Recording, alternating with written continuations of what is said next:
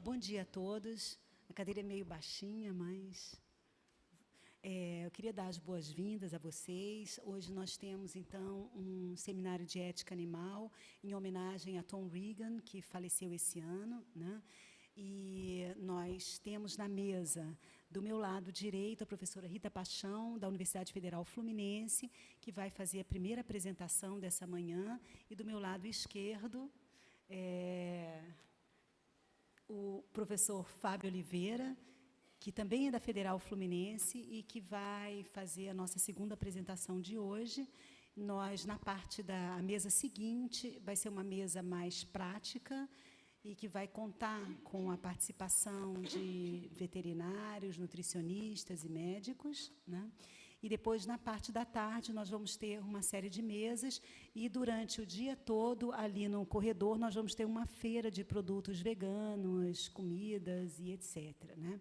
Então, bom evento para vocês e eu inicio, então, aqui a primeira mesa, passando a palavra à professora Rita Paixão. Bom dia a todos. Obrigada, Clara. Um prazer estar aqui, compartilhar a mesa com a Clara, com o Fábio, parabenizar aos organizadores do evento, agradecer a Roberta também, né, a primeiro contato. Enfim, achei assim super oportuno esse encontro, né, para a gente estar divulgando essa questão da ética animal e lembrando do Tom Regan, né, da importância que ele tem aí nesse contexto, né. E quando eu conversei com o Fábio, o que a gente pensou era falar um pouquinho mesmo, né, uma introdução, né, ao pensamento do Tom Regan, quem foi, né, possível que alguns que não sejam da área não conheçam, dentro da filosofia, né, o que ele representou nesse movimento.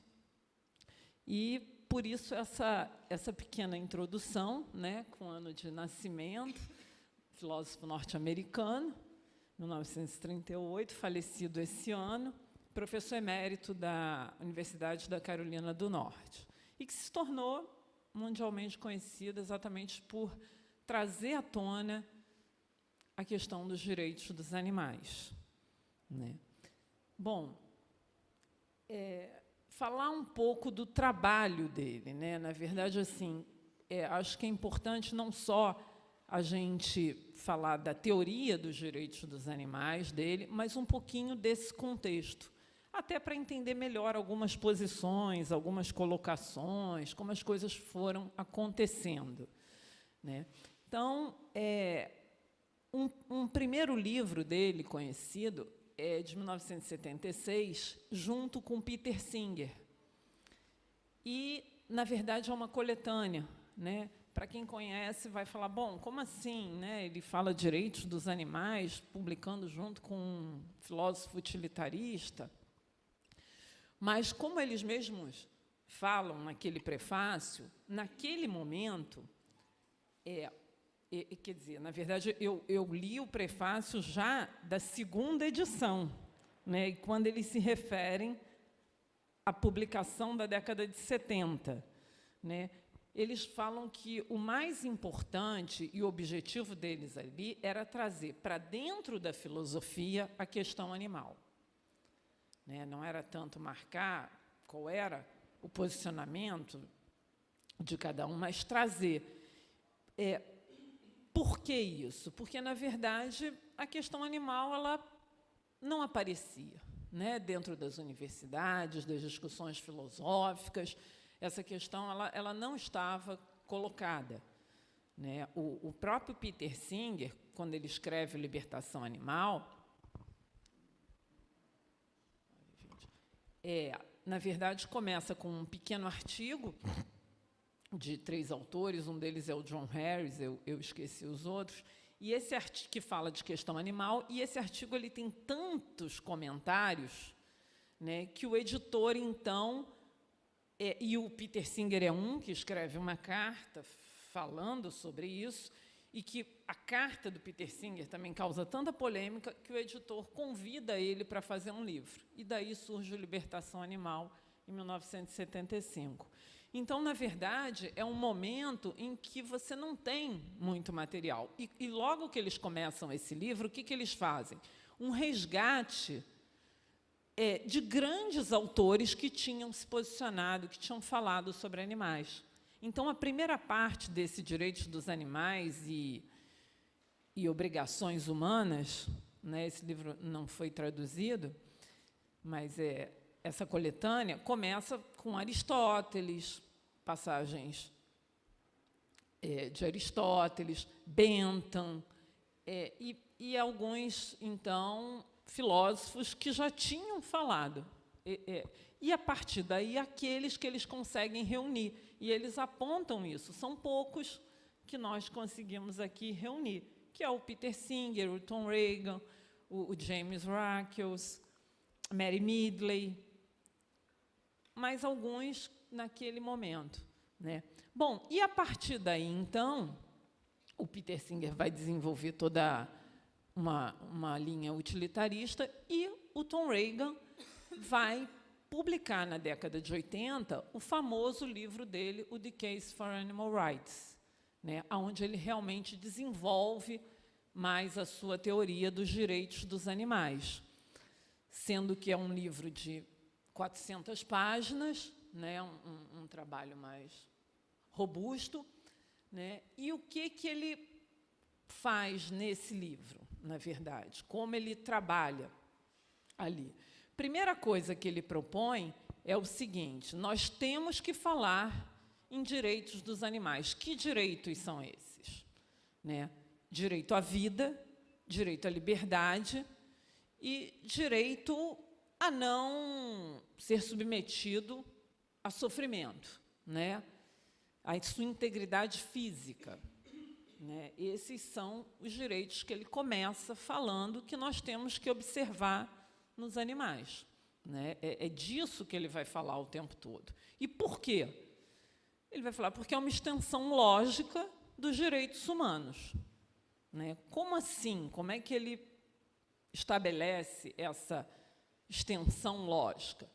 Ele vai dizer, olha, os humanos também têm muitas diferenças entre eles, né? E nem por isso as pessoas com menos habilidades são excluídas dessa esfera moral.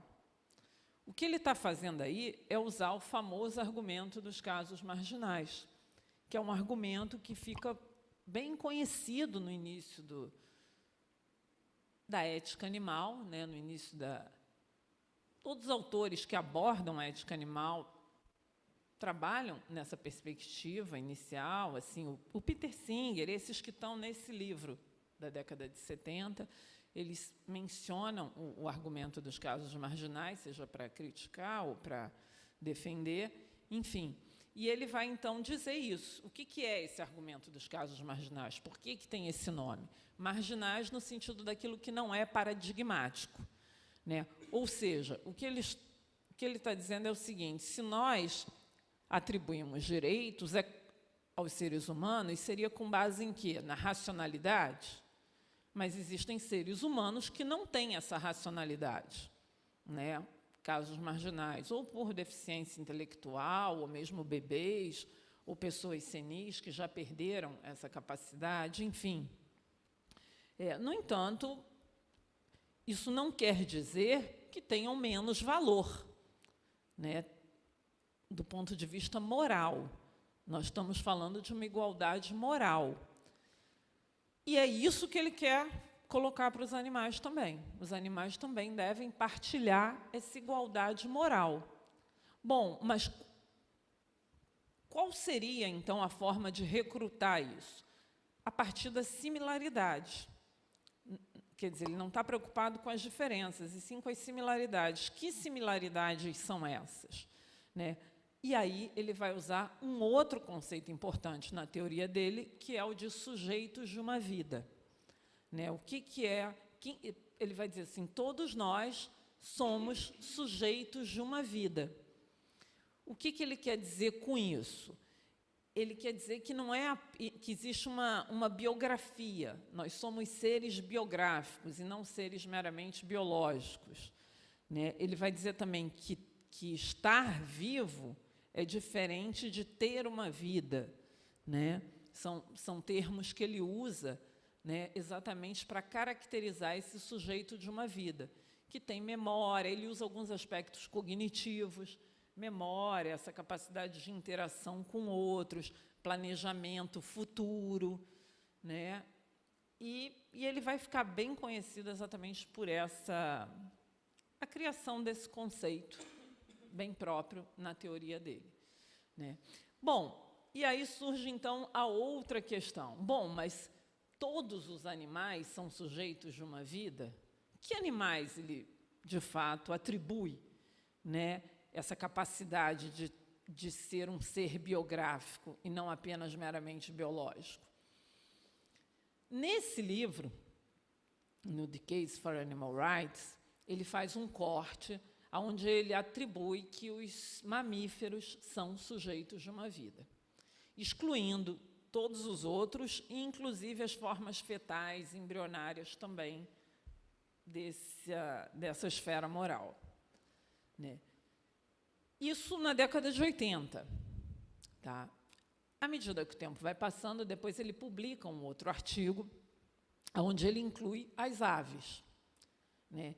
E no livro dele, mais famoso, talvez, aqui no Brasil, porque foi traduzido, né, que é o Jaulas Vazias, Gaiolas Vazias, Jaulas Vazias, é porque ele fala muito em gaiolas, mas é Jaulas o livro, Jaulas Vazias. Ele tem uma discussão bem maior sobre isso, aonde ele chega nos peixes. E aí ele vai desenvolvendo que ele não tem dúvidas de que os peixes teriam muitos desses atributos, né? Mas ele conclui lá, né, que... E aí é interessante entender um pouco também a história desse livro, né? Porque ele conclui que, para fins de argumentação, nós não precisamos ir até aí. Bom, por que isso acontece? O que ele quer dizer com isso, né? E aí talvez seja interessante entender também a história da origem desse livro, né? Esse livro, logo na dedicatória, ele dedica a todos os relutantes, né? E por que isso? De onde vem isso? E ele fala que ele era açougueiro, né? Antes de todo o trabalho dele na academia, ele foi um açougueiro, né? E fazia aquilo com muita naturalidade.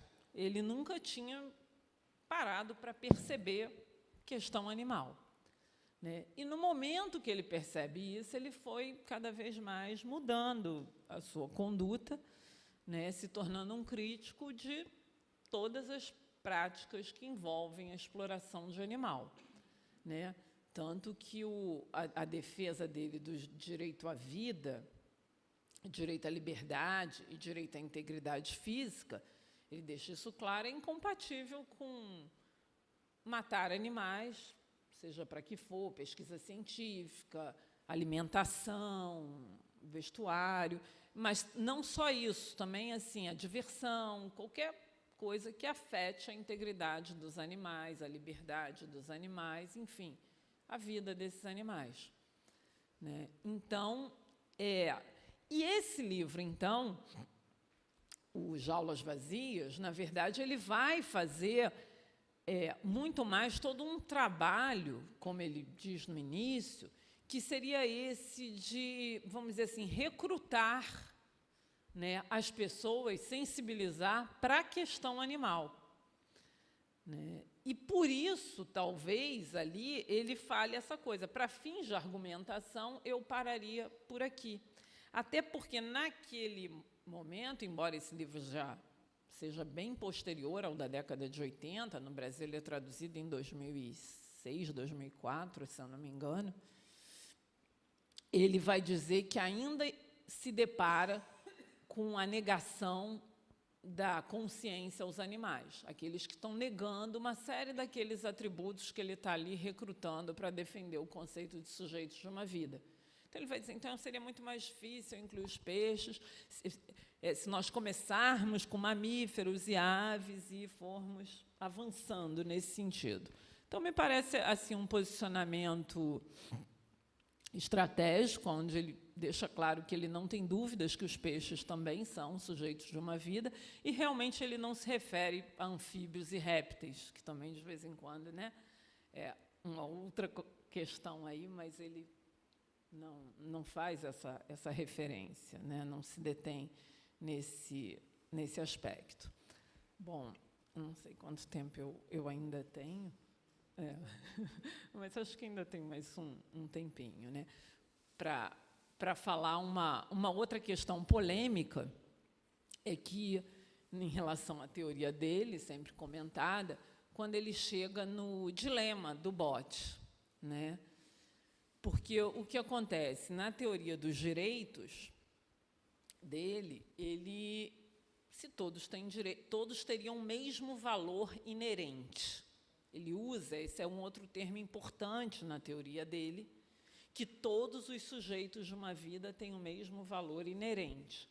E ele usa, inclusive, a metáfora do cálice para uma discussão com a teoria do Peter Singer, onde ele diz que, na verdade, o valor inerente estaria em ser o próprio cálice, e não aquilo que se coloca ali dentro, ou seja, os prazeres, as satisfações, as preferências, diferente de uma perspectiva utilitarista.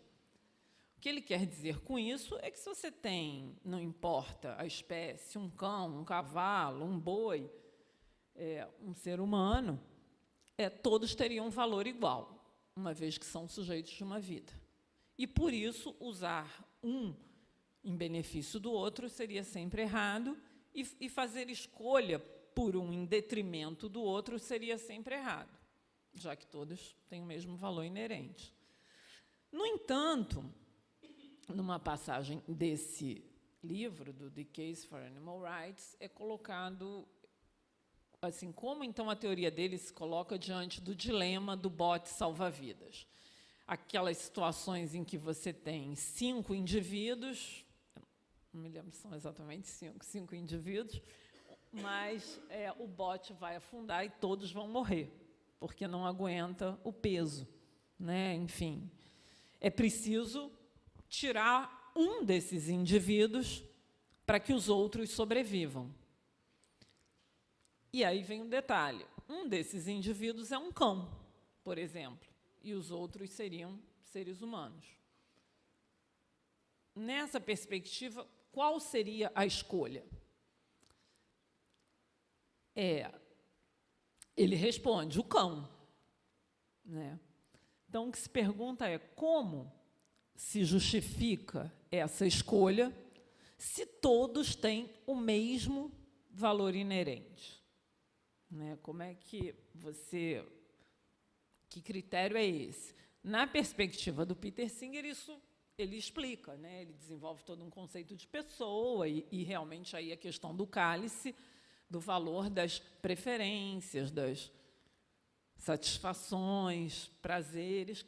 Mas, se ele negou isso, como ele vai justificar, né? Bom, e ele vai usar, então, o princípio da minimização qualitativa e quantitativa que podem ser agregados à teoria dos direitos, né? O que ele quer dizer com isso? É diferente quando você tem uma situação em que todos vão sofrer danos. Ou seja, no bote, todos vão morrer. Se nada for feito, todos vão morrer, né? Então, nesse caso, tá, o cão poderia ser jogado para fora, né, do bote, nessa minimização do dano. Tá? Porque ele vai dizer o seguinte: embora exista o direito, quer dizer, eu não posso causar um dano, né, é errado causar um dano a ser que tem direito, e é errado não providenciar uma assistência também a um ser que tem um direito à integridade física, direito à vida, mas, nesse caso, todos vão causar o dano. Então, por exemplo, também, se ele está dirigindo um bonde, tem 2 caminhos. Num, não tem como evitar, ele vai matar 5 pessoas. No outro, vai matar 1. Não faz nada? Tanto faz matar 5, matar 1? Ele vai dizer, não, nesse caso, por uma minimização quantitativa, é melhor, sim, matar 1. Mas isso não significa usar esse 1 para benefício dos outros, né? E ainda, no bote, e a outra situação é quando o dano é mais grave, providenciar assistência a quem?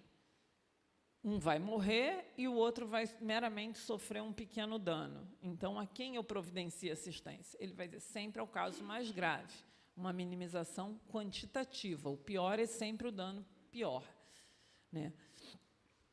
E aí, nesse caso, então, ele defende também que, bom, não importa a quantidade de cães, mesmo se não fosse 1, se for 100 cães, é melhor os 100 cães serem jogados ao mar do que as 5 pessoas, tá? Porque o dano seria maior para essas 5 pessoas.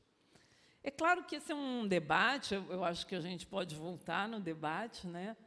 Porque é bem polêmico toda essa questão, tá? Mas, enfim, acho que isso explica um pouco da teoria dele, das questões que suscitam debate, né?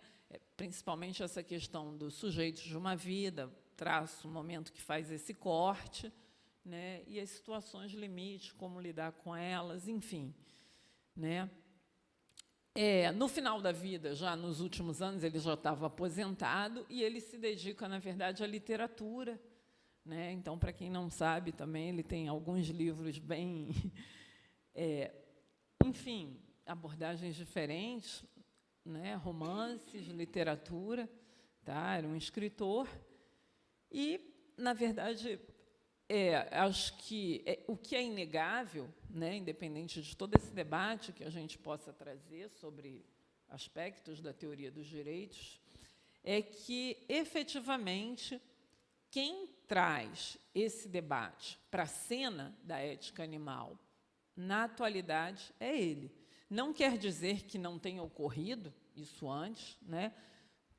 Teve todo o trabalho do Henry Salt, teve trabalhos anteriores, mas, na verdade, a partir desse momento, né, desse primeiro livro, com Peter Singer, em 76, dos 2, e, a partir daí, você vai ter todo um debate que, eu digo, é contínuo, né? Você consegue manter dentro da academia esse debate e cada vez ampliando, motivo pelo qual a gente está hoje aqui discutindo isso, né, num espaço da academia. Então, isso é inegável, a contribuição dele, o trabalho dele nesse sentido.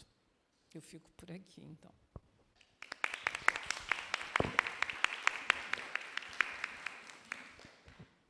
Muito obrigada, Rita. Vou passar a palavra, então, para o Fábio e a gente abre para o debate depois das 3 apresentações, tá? Olá, bom dia a todas as pessoas presentes. Bom, acho que casou bem, assim, falar depois da Rita. Ela já adiantou uma série de conceitos básicos da literatura do Reagan, e me coube aqui falar, na verdade, me coube não, a minha opção foi a de falar da perspectiva do Reagan e uma tentativa de aproximação da noção de cuidado, se é que é possível, né, essa aproximação.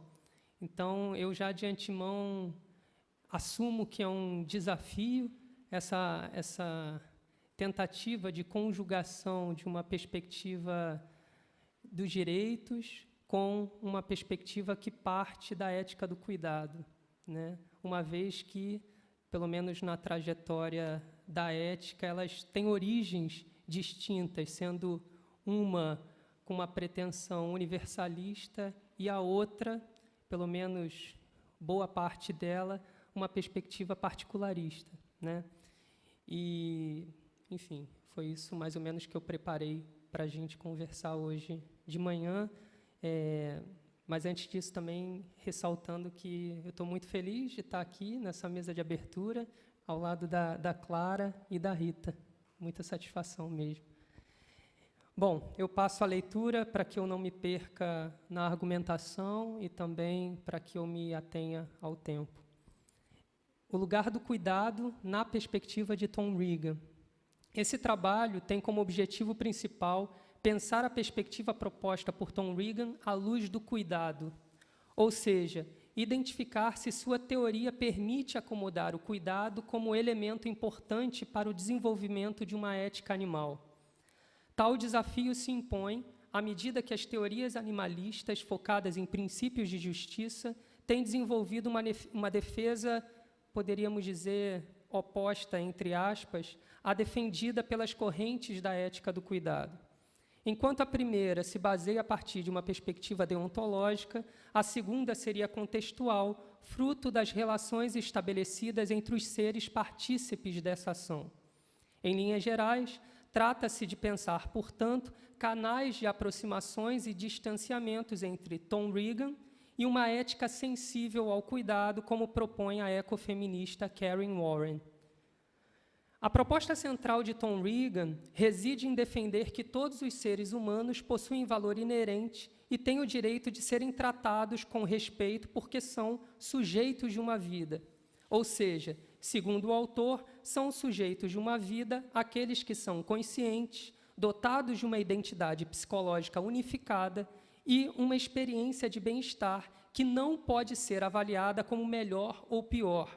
São seres que têm valor para além de sua utilidade para outrem e, portanto, merecem tratamento respeitoso. A tentativa de Regan é a de conjugar a ideia de direitos humanos à defesa de direitos animais, onde seja impossível fundamentar os primeiros sem recorrer aos segundos. Paralelamente a isso, o autor aponta como um erro, uma limitação moralmente questionável, assumir o critério da ciência defendida por Peter Singer como fundante para a expansão do nosso círculo moral. Segundo Regan, do mesmo modo que a filosofia moral tradicional definiu o âmbito da moralidade, deixando de fora a imensa maioria dos seres dotados de sensibilidade e consciência, a perspectiva utilitarista aqui representada por Singer deixaria de fora da consideração moral todos os seres vivos destituídos de senciência. Tais seres seriam, para Regan, ainda assim sujeitos de uma vida e, portanto, parte de nosso círculo de obrigações, responsabilidades morais. Por essa razão, Regan admite que a comunidade moral seria formada por 1. Seres dotados de razão, 2. Seres dotados de senciência e 3. Seres destituídos de razão e senciência. Regan procura estabelecer sua defesa na concepção de valor inerente, à medida que estabelece uma crítica ao utilitarismo de Singer.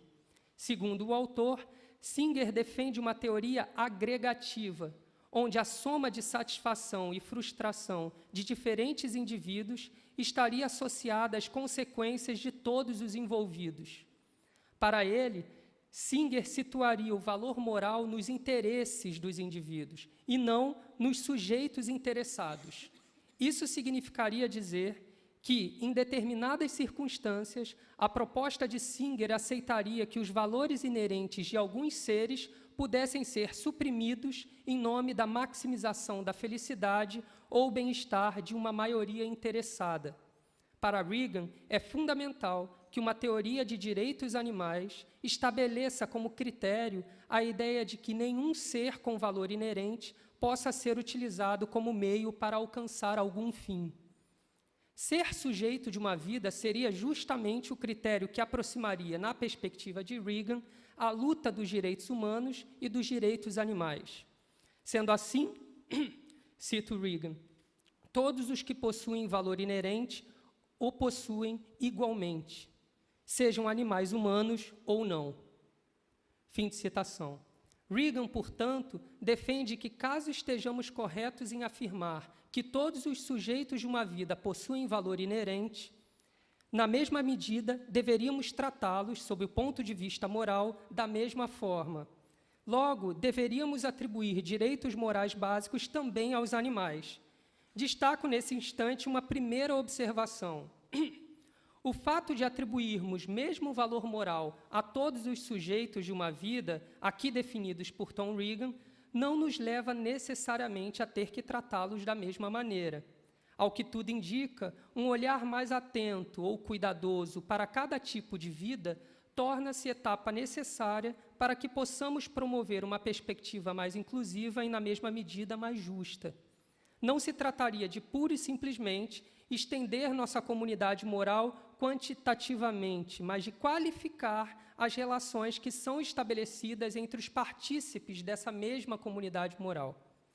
O que Tom Regan pretende com a sua defesa, é estabelecer o seguinte critério: com o valor inerente assumido, não mais aceitaríamos que a vida de um ser pudesse estar a serviço dos interesses de outro ser ou seres. Tampouco uma vida estaria submetida às preferências de outrem. Direitos humanos e direitos animais se fundem. Os sujeitos de uma vida seriam compreendidos como fins em si mesmos. Ou seja, o valor atribuído à vida seria algo correspondente, próprio do sujeito de uma vida e não concedido pela via dada da generosidade, que pode ou não aflorar de uma relação que se estabelece entre os seres de uma ação. Nesse sentido, para Regan, estaríamos autorizados não somente a reivindicar nossos direitos enquanto animais humanos, mas também zelar pelo direito daqueles que não são capazes de se protegerem de injustiças. Nesse sentido, poderíamos dizer que a proposta de Tom Regan é liberacionista, no sentido de que não pretende pura e simplesmente minimizar o sofrimento animal, tal qual parece defender Peter Singer a partir de uma perspectiva utilitarista de interesses preferenciais ou bem-estaristas. Tom Regan pretende libertar os animais não humanos de toda possível forma de violência, concedendo a eles direitos plenos. Estender direitos morais plenos aos animais não humanos seria uma tentativa de compreender o maltrato animal como um ato injusto e não um ato puramente cruel, né? E, por fim, a morte animal, em certos casos, não como uma simples morte, mas como um assassinato. Ou seja, introduzir os animais não humanos no universo dos direitos nos auxiliaria a ressignificar a linguagem que empregamos para decifrar os atos de violência praticados contra animais humanos e não humanos. Destacadas essas diferenciações entre as teorias do Singer e Regan, né, um utilitarista e o outro, como eu tenho chamado aqui, liberacionista, a ecofeminista Karen Warren constrói sua percepção de ambos autores a partir de suas semelhanças. Para essa autora, tanto Singer quanto Regan seriam enquadrados em uma concepção reformista da ética, o que, segundo ela, pode trazer limitações importantes que precisam ser problematizadas. Segundo Warren, o apelo ao racionalismo encontrado tanto em Singer como em Regan, visando a construção de perspectivas éticas que incluam animais não humanos na comunidade moral, invoca o dualismo princípio-cuidado, que seria o mesmo utilizado para rejeitá-los. Portanto, seria preciso refletir sobre um enfoque dado exclusivamente à ética de princípios. O que ela carrega? Para a autora, assim como para outras ecofeministas, tal qual Josephine Donovan, Carol Adams e Lori Gruen, pensar em que medida a ideia de cuidado é afastada das perspectivas utilitaristas e dos direitos aplicados aos animais não humanos precisam ser desconstruídas a partir de um recorte de gênero, denunciando o androcentrismo da tradição filosófica que pensou e forjou a ética. E por qual motivo o papel do cuidado teria sido retirado da cena ética? A questão levantada a partir de diferentes correntes ecofeministas procura estabelecer uma relação entre a subjugação da natureza, dos animais e das mulheres no cenário da filosofia. Tal relação é estabelecida por Warren sob um viés conceitual que visa evidenciar a exclusão virtual das mulheres no cenário intelectual. Para Warren, pensar e construir uma proposta ecofeminista significa questionar os sistemas de dominação que operam de modo a limitar as liberdades dos seres.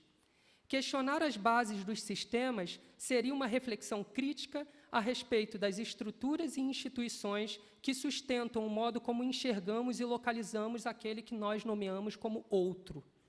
Dentro desse território, a mulher foi desenhada como um ser não plenamente racional, movida principalmente pelo caráter subjetivo de suas paixões, que colocava em risco as suas escolhas e deliberações, ou seja, seu potencial enquanto ser pensante. Dessa forma, seria o homem o único ser capaz de executar um processo reflexivo, crítico acerca do mundo. Ao homem, coube o papel de eleger os princípios norteadores da justiça, enquanto às mulheres coube o papel de cuidar.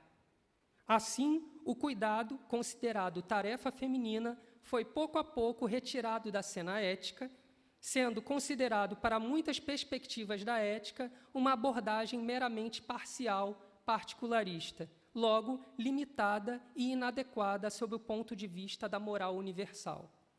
Karen Warren, mas também as autoras Anna Charton e Alicia Puleo, vêm assinalando para a necessidade de incluir as atitudes de cuidado como componentes constitutivos de uma moralidade universalista, e não como aspectos movidos pelas paixões, ou seja, pelo seu caráter propriamente parcial. Não compreender o lugar do cuidado da ética animalista, o lugar do cuidado na ética animalista, seria, segundo essas autoras, o traço mais marcante do androcentrismo incrustado nas relações, nas perspectivas de autores focados único e exclusivamente nos princípios. O cuidado para Warren, Puleo e Charton não é algo que impede a universalidade da consideração moral, mas se trata do reconhecimento das relações que estabelecemos uns com os outros como componente crucial para uma ética sensível ao cuidado. Percebe-se que nas correntes ecofeministas encontramos um forte debate entre a ética baseada em princípios, que geraria, então, a imparcialidade, ou no cuidado, que geraria a parcialidade. Normalmente, os ecofeminismos acabam se comprometendo com a ética do cuidado para a fundamentação moral de sua abordagem. Desse modo, incorporam em sua base a problematização acerca do suposto sujeito imparcial e desinteressado da justiça na contramão dos vínculos que, segundo Warren, acabam por determinar valores e os deveres associativos que emergem de uma ética sensível ao cuidado. Warren, apesar de não adotar a ética do cuidado, desenvolve a partir dela as críticas que reconhece como necessárias as perspectivas focadas único e exclusivamente em princípios. Vejamos se a noção deontológica defendida por Reagan se enquadra nessas críticas. Primeira crítica de Warren, a noção de ética baseada unicamente em princípios. Ela é baseada em uma concepção errada do eu como indivíduo atomístico, ao invés de seres em relacionamento. 2. Preserva um conceito equivocado ou limitado da moralidade como fundamentalmente uma questão de direitos, regras e princípios absolutos e universais. 3. Supõe que a resolução de conflitos morais é sempre relativa ao julgamento, competição de interesses, direitos ou regras de agentes morais independentes em um modo hierárquico, adversarial, ganhador-perdedor. 4. Falha ao avaliar em que medida outros valores, particularmente valores do cuidado, entram na real tomada de decisão de mulheres reais confrontados com situações morais genuinamente ambíguas. 5. Deturpa a moralidade como não ambígua, simplificada e abstrata, quando, para a maioria de nós, é ambígua, complexa e concreta. E 6. Sua metodologia tende a reproduzir o status quo, consolidando o poder existente e as relações de autoridade através da ocultação metodológica dessas relações. A partir dessas críticas, Warren pretende defender que o cuidado não precisa ser necessariamente uma ética em separado, mas constitutiva de uma ética que objetive carregar pretensões universalistas, ao mesmo tempo que contextualizadas, elemento fundamental da sua proposta. Afinal, para Warren, a universalidade reside na particularidade. Nesse sentido, uma ética sensível ao cuidado, não é uma ética do cuidado, mas uma ética sensível ao cuidado, significaria afirmar a necessidade de compreender que a prática do cuidado seria uma habilidade de um agente moral. Com isso, Warren pretende responder às críticas que comumente são apontadas para os defensores da ética do cuidado. Trata-se de uma crítica que questiona até que ponto a defesa da ética do cuidado não acabaria por endossar alguns pressupostos essencialistas de gênero ao relacionar cuidado diretamente com as mulheres, ou um projeto de defender uma psicologia moral específica ao universo das mulheres. Warren também recusa a ideia de que a ética focada nos animais não humanos deva projetar um compromisso moral universal com o vegetarianismo, que é a parte mais controversa da tese dela. Para ela, é necessário identificar que, em determinados contextos, o uso de animais não humanos para fins de alimentação escapa da lógica da dominação preponderantes em sociedades ocidentais. Além disso, a autora propõe que consideremos situações de comunidades de animais humanos que, dada a geografia em que estão situadas, não há alternativa ou escolha sobre o tipo de dieta que possam ou devam adotar. Em outros casos, como as tribos indígenas Sioux, seres humanos são caçadores, mas também são caça, ou seja, são comedores e também são comida. Por isso, torna-se importante, para Warren, pensar que a lógica da dominação do outro se dá em situações específicas onde e quando se ontologiza tudo que é comestível como carne. Nesse momento, é possível dizer que Warren se aproxima da proposta de um vegetarianismo interseccional, tal qual podemos localizar em perspectivas defendidas por Matthew Cole e Karen Morgan. Entretanto, é preciso reconhecer que Warren não elabora maiores detalhes sobre o uso de animais não humanos em outros campos, como o uso para pesquisa, entretenimento, vestimentas, etc. De toda maneira, a contribuição ecofeminista de Warren pretende problematizar o enfoque dado por uma concepção ética de princípios, tal como defende Reagan, e acaba por questionar os limites da ética do cuidado e também de uma ética puramente de princípios. O que torna sua proposta interessante é que ela não visa romper integralmente com o que vem sendo apresentado pela ética animalista ao longo das últimas décadas, mas sugerir o resgate do cuidado como complementação do que temos defendido como projeto de uma ética animalista. Ou seja, não se trata de romper drasticamente com a ética baseada em princípios, mas resgatar os valores apontados pelas ecofeministas da ética do cuidado para uma ampliação da ética que convém adotar frente a casos concretos. Desse modo, seríamos realmente capazes de romper com o antropocentrismo e, em um só tempo, com o androcentrismo, ambos marcadores que definiram as hierarquias entre os eus e os nomeados outros. Obrigado.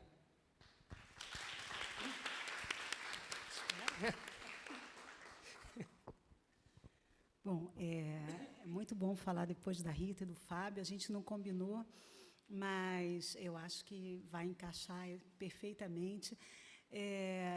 Como vocês sabem, né, os que não são da filosofia devem ter percebido o problema central da questão animal na filosofia é como a gente justifica a inclusão de animais não humanos na ética, ou seja, é uma questão de fundamentação, é uma questão de apresentar critérios que façam que os animais não humanos possam ser considerados concernidos morais. Então, o meu objetivo aqui vai ser tentar discutir três formas ou três tipos de critérios que foram apresentados na tradição filosófica, e, quer dizer, dois tipos e introduzir um terceiro e tentar mostrar qual seria a vantagem da utilização desse terceiro critério, né? E, curiosamente, os dois foram introduzidos aqui, isso torna meu trabalho bem mais fácil, né? Mas o primeiro dos critérios que carrega, né, a filosofia, a discussão da ética na filosofia desde o período clássico, é o critério da semelhança, né? O meu concernido moral é aquele que se assemelha a mim. Mais especificamente, é aquele com quem eu mantenho relações de simetria. E aí a primeira pergunta que a gente poderia fazer é por que isso? Por que o concernido moral tem que ser alguém que estabeleça conosco uma relação de simetria? E a resposta é simples, né? E tem várias pessoas do direito aqui, e a resposta é que a moralidade ela é pensada, muitas vezes, sobre a forma de uma estrutura contractual, onde eu preciso ter partes em relação simétricas para que haja um endosso das regras e dos princípios da moralidade, né? Dentro desse panorama, o primeiro elemento que levou o foco da moralidade foi, evidentemente, a racionalidade / liberdade. Na filosofia, esses dois vão sempre andar juntos, racionalidade e liberdade, para mal de todos nós, né? Quer dizer, então, num certo sentido, quem é capaz de endossar é, obviamente, quem é livre para fazer isso, e alguém só é livre para fazer isso quando é capaz de refletir, ou seja, de ser racional. Dentro desse modelo, evidentemente, animais não humanos ficavam de fora, até porque todos os nossos parâmetros de atribuição de racionalidade são bem antropocêntricos, e isso significa que nós dificilmente atribuímos racionalidades a outras formas, né, de... Senta. Não, é só abaixar, pode abaixar. A palestrante da segunda mesa. Bom, então, na verdade, se nós tínhamos essa consideração de que racionalidade e liberdade eram o paradigma que nós precisávamos para reconhecer um concernido moral, evidentemente, animais não humanos estariam de fora, né? Mas surge o argumento que a própria Rita já mencionou. Bom, mas e o bebê? O pessoal do Provida já saiu, que bom, me sinto mais aliviada. Mas o bebê e seres humanos com deficiências mentais graves e idosos, pessoas com Alzheimer e etc. Todos esses, intuitivamente, é óbvio que fazem parte dos concernidos morais. Mas por que os animais não fazem, então, os animais não humanos, né? Quer dizer, então, é claro que surgiu uma necessidade, dentro da própria filosofia também, da gente dizer, bom, mas por quê? Por que o limite está sendo estabelecido para manter esses dentro, mas esses outros estão fora, né? E aí, é claro, mesmo no nosso cotidiano, surge um outro critério bastante trivial, o critério do pertencimento à nossa coletividade, né? Ou seja, eu incluo a criança, eu incluo o idoso, eu incluo as pessoas com deficiências mentais, eu incluo o meu cachorro, eu incluo o meu gato, o gato do Fábio, né, da Rita, dos que conosco compõem a sociedade moral, né? E esse argumento é um argumento que, num primeiro momento, ele parece bem interessante, mas ele, evidentemente, ele deixa um grande problema para a moralidade, né? O problema de que, de qualquer forma, eu só reconheceria como concernido moral aqueles com os quais eu mantenho algum tipo de vínculo. Isso significa que o cachorro do vizinho, ainda mais se ele me perturba, ele não é um concernido moral, né? E seres humanos na África ou no Oriente Médio, né, que estão morrendo na guerra, também não são concernidos morais, eu não tenho vínculos com eles, né? Quer dizer, eles não fazem parte da minha coletividade, né? E é claro que, sobre o ponto de vista da moralidade, de uma moralidade que se pretende universalista, isso é, evidentemente, um problema grave, né? E, em função da inadequação desses dois critérios, na minha percepção, evidentemente, né, para caracterizar o que é concernido moral, eu proponho uma alternativa mais ampla, mas que mais minimalista, num certo sentido, mas que é capaz também de incorporar as características mencionadas anteriormente, que é o reconhecimento, o concernido moral é um sistema funcional. é aquele que eu consigo reconhecer como sendo um sistema funcional que tem determinadas capacidades, que tem determinadas atuações, e que, portanto, eu deveria tentar fazer com que pudessem ser implementadas, pudessem ser promovidas, pudessem florescer, né?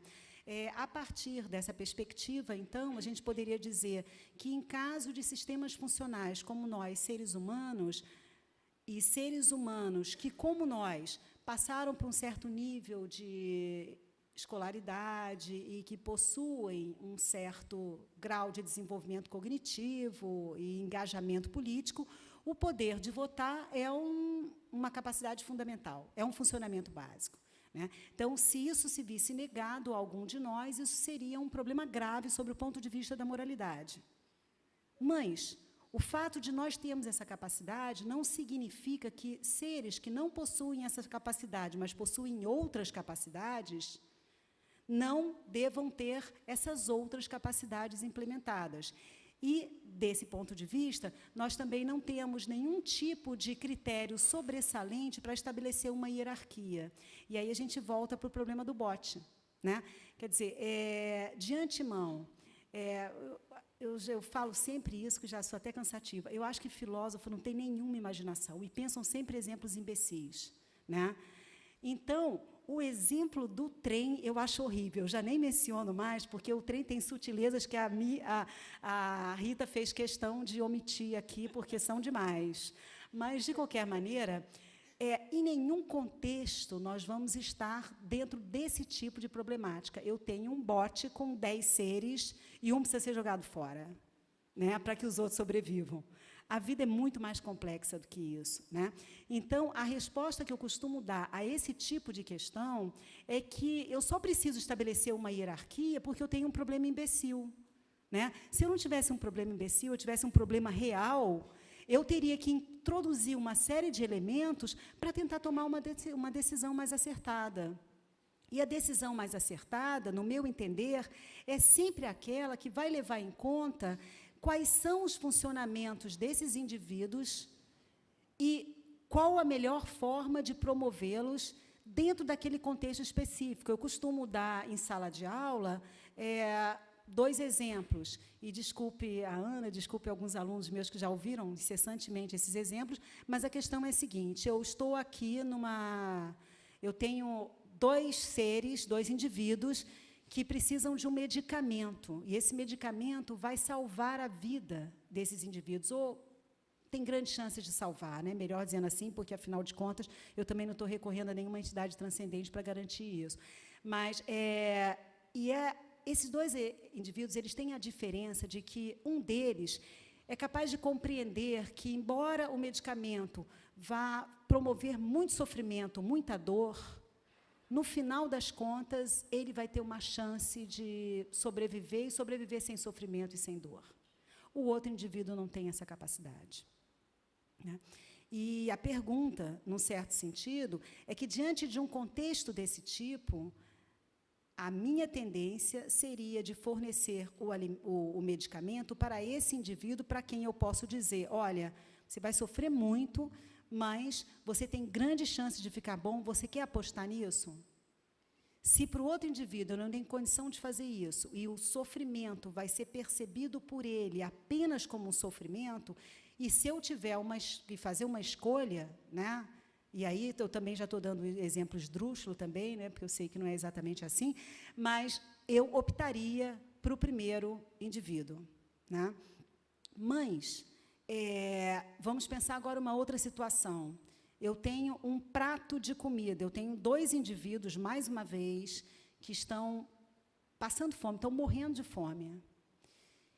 E só tem um prato de comida, só tem alguma coisa que vai saciar essa fome. Mais uma vez, eu tenho 2 indivíduos que, curiosamente, um é capaz de entender: olha, foi mal, você hoje vai ter que ficar com fome mesmo, mas amanhã é possível que você tem alguma coisa para comer, e o outro indivíduo não é capaz de entender isso, ele só sofre, ele só sente fome, né?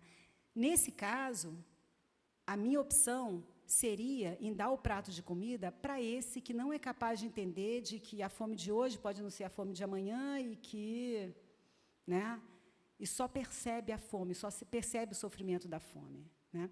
É claro que vocês já devem ter percebido que, se eu estivesse falando de um animal humano e um animal não humano, nos dois casos eu dei preferência a indivíduos distintos, né? No primeiro caso, a um animal humano, e, no segundo caso, a um não humano. Isso é justamente para tentar mostrar como não há um critério fixo para isso.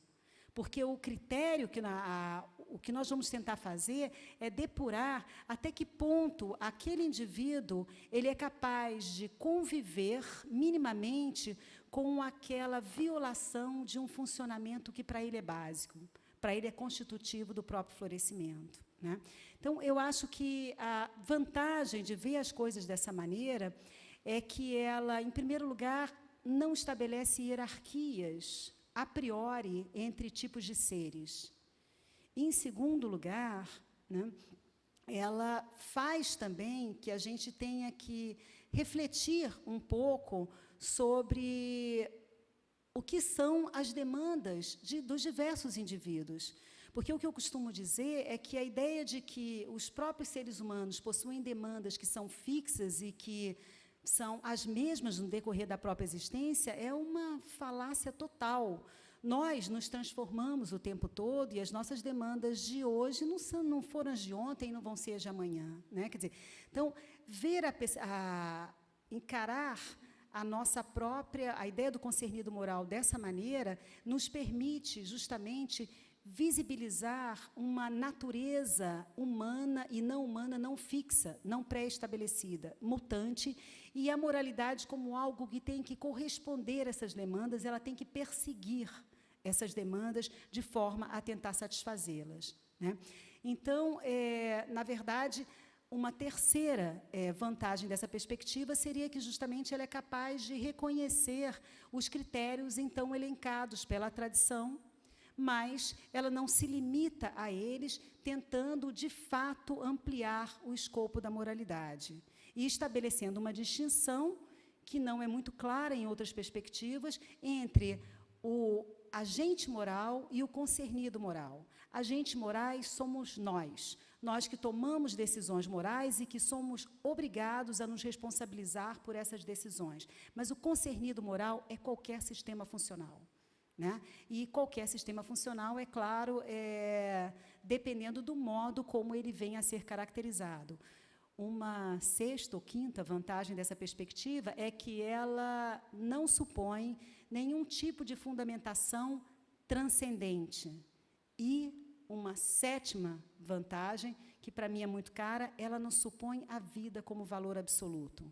E o fato dela não supor a vida como valor absoluto tem implicações em outras esferas da ética e da bioética. Portanto, é possível defender uma ética animal independente de um posicionamento sobre questões como eutanásia, aborto e etc., né? Então, é isso que eu tinha a dizer, e agradeço vocês pela paciência de ter escutado, e abro, então, para o nosso debate. Deixa eu ver quanto tempo nós temos. Nós vamos começar a próxima mesa às 10h30, né? Então, nós temos um tempinho de debate. Quem quiser, pode se inscrever. Bom dia. Fábio, uma questão para você. Durante os anos 80, Tom Reagan foi atacado várias vezes pelas feministas e ecofeministas em cima de uma ideia central, que a teoria dele é uma herança clara do patriarcado, que a teoria dele seria essencialmente machista. Ele vai responder em várias obras, The Struggle for Animal Rights, Defending Animal Rights, em várias obras ele vai se posicionar respondendo essas feministas. Você acha que a teoria dele é essa herança? E se acha que as respostas que ele dá para elas satisfazem? O debate acerca do posicionamento dessa herança, que inclui o Reagan, mas não se limita a ele, é não só complexo, mas as respostas contemporâneas de como se entende a perspectiva dele também não é unificada a partir do ecofeminismo. Existem várias correntes ecofeministas e cada qual se posiciona frente à proposta do Reagan de forma diferente, né? Mas o eixo central, que você conhece, e algumas pessoas aqui devem conhecer também, que acendeu essa discussão, foi esse ponto destacado pela Clara, ao final da fala dela, que, segundo as ecofeministas, parecia ser crucial ao Reagan, que seria o valor da vida. A vida contendo um valor inerente, independente de como o próprio sujeito compreende a sua própria vida, né? E isso, para as ecofeministas, e principalmente para uma corrente específica que visava defender direito das mulheres sobre o seu próprio corpo, e aí entendendo o direito ao aborto, era um ponto crucial, porque, de alguma maneira, se utilizaram da teoria do Reagan para limitar e para questionar o direito do aborto, uma vez que o feto, o embrião, seriam uma vida e teriam um valor inerente, independente de como a mulher estaria compreendendo a vida daquele feto, do embrião, e de como ela gostaria de conduzir aquela gestação, né? Então, hoje em dia, como a Rita comentou, ele foi estendendo essa noção de sujeito de uma vida, mas ele não chegou a assumir que fetos e embriões seriam sujeitos de uma vida contendo esse valor inerente à vida. Isso dividiu as correntes ecofeministas. Algumas aceitaram essa compreensão, né, e outras não. Eu, particularmente, não acho que seja uma perspectiva patriarcalista a noção do Tom Reagan, mas entendo que ele é fruto de uma herança ética que, sim, rejeitou as contribuições das feministas para a ética, né? E isso acabou, consequentemente, na defesa da ética animal, no sentido de que a ética do cuidado foi rejeitada e hierarquicamente alocada como inferior a uma ética de princípios, né? Mas não sei quer dizer, na minha concepção, não seria propriamente a perspectiva dele, mas a perspectiva anterior da qual ele bebe para construir a ética animalista dele.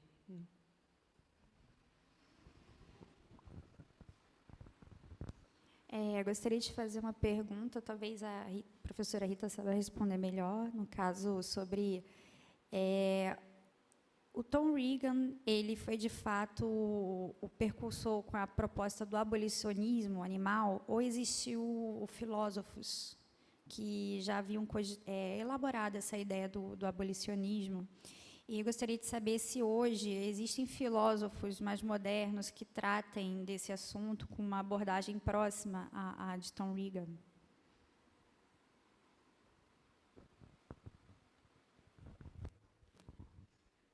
Roberta, na verdade, assim, essa questão histórica eu acho sempre muito interessante, né, quando a gente conversa com um historiador, né, porque muda a nossa forma de olhar o passado. Porque toda leitura, né, que você faz do passado, você faz com aquilo que com os olhos de hoje, né? Por que eu estou dizendo isso? Porque quando você pergunta, houve filósofos que eram abolicionistas? Então, na verdade, assim, eu posso dizer sim, claro, né? Porque você vai encontrar várias passagens, vários autores, Plutarco já falava nisso, Porfírio, em vegetarianismo. Mas, na verdade, assim, é importante também, talvez, a gente saber qual é o fio que a gente está unindo esses discursos, exatamente essas ideias. Que ideias são essas que, de fato, a gente está chamando de abolicionismo?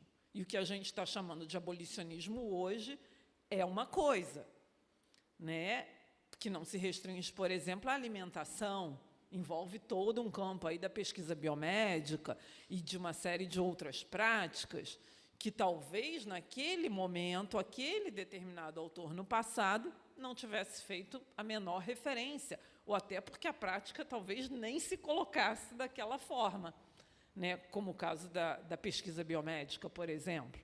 Tá? Então, destacado esse cuidado, né, na leitura, de fato, o que é esse conjunto que a gente chama hoje de abolicionismo, né, que, é claro, se reflete em uma série de práticas da nossa sociedade contemporânea, práticas caracterizadas como exploração, privação da liberdade dos animais, etc., etc.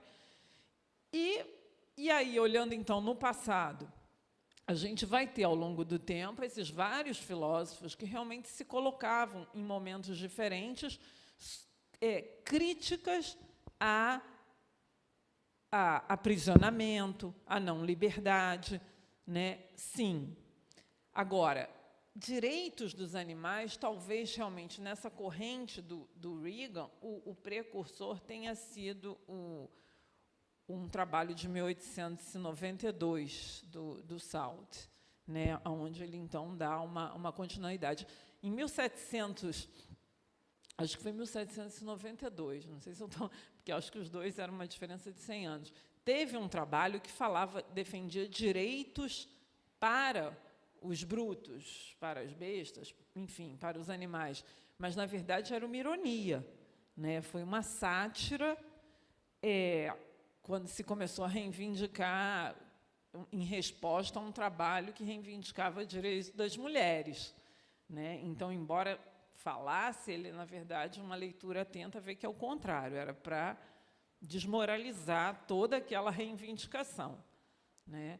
E aí o Salt, e depois esse longo intervalo, e aí o Tom Reagan, né? Mas, se a gente olhar, eu acho que tem vários trabalhos interessantes que merecem ser mais resgatados nesse sentido. Na verdade, é que eu lembrei de alguns apontamentos da pergunta anterior, não sei se eu poderia complementar e talvez associar uma outra. Eu acho que eu deveria fazer uma ressalva no que eu acabei de responder.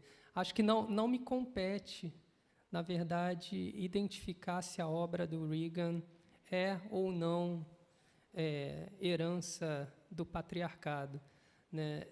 Acho que as autoras poderiam fazer isso melhor que eu, mas, de toda maneira, existem alguns elementos anteriores à obra do Reagan que, de fato, ele não acredita, e que são movimentos de mulheres, né?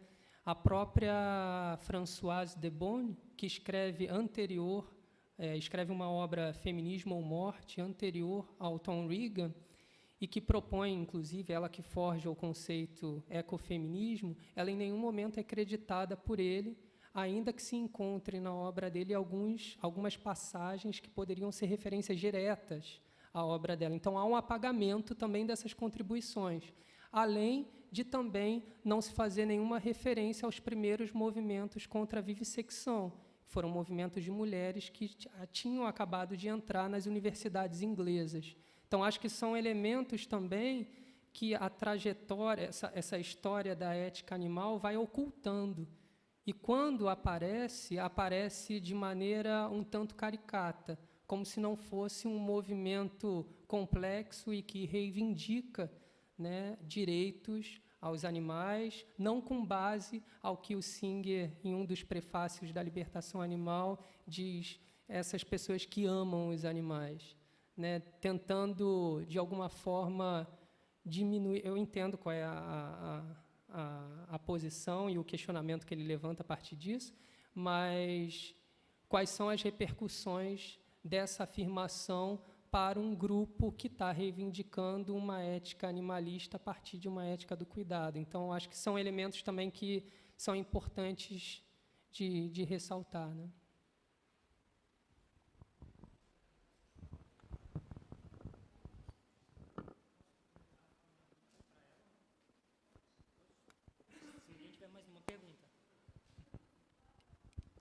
Complementando a resposta da Rita, o que você perguntou, acho que é interessante ressaltar, talvez, não sei se boa parte do público conhece a obra dele, o Tom Reagan, ele passa a ser considerado um abolicionista como a Rita falou, isso é um termo que nós usamos muito hoje. Ele não usa isso. Tá? A partir do Jaulas Vazias, ele começa a se posicionar como uma pessoa abolicionista, por causa dessa expansão que ele faz de mamíferos, depois aves, depois peixes. Ele se vê como um relutante.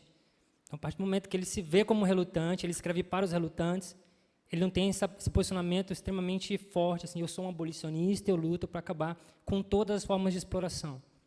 Então, assim, esse é um ponto importante. O outro ponto é a questão dos direitos animais, como a Rita colocou, ele não foi o primeiro, e tem muitas outras perspectivas depois dele que tratam de maneira muito mais ampla. Tá? A literatura sobre direitos animais na Inglaterra e nos Estados Unidos é gigante. Então, assim, o problema é que nós, no Brasil, ficamos reféns de um triplé, uma tridade santa, que é Peter Singer, Tom Rigg e Gary Francione, que é uma falácia, o Francione. Então, assim, ficamos presos. Aí a galera da causa animal acaba achando que só existem essas três perspectivas, né? 2 deontológicas, Reagan e Francione, e utilitarista do Singer. E não é. Você tem muitas teorias éticas nos Estados Unidos e Europa que defendem direitos dos animais, assim, das mais variadas possíveis. Então, temos que tomar um pouco cuidado também com essa restrição que, infelizmente, chegou até nós. Assim. Não sei se é uma questão de tradução, né? 2 livros de um livro do outro. De cabeça, pô, tem muita gente boa. Eu posso passar depois por e-mail, seria melhor. Fazendo propaganda própria, o meu livro tem um capítulo sobre ética animal, que é justamente da perspectiva dos funcionamentos e é o que várias pessoas utilizam aqui. Só que também brasileiros também não servem, geralmente brasileiros não leem brasileiro, a menos que ele seja o Francione e fale sobre a vida. Né? Mas, eu não sei se o cálculo do tempo, talvez é melhor passar por e-mail, ou eu comento com você depois lá fora. Eu queria convidar os palestrantes da segunda mesa, porque eu sei que está todo mundo com horário, né?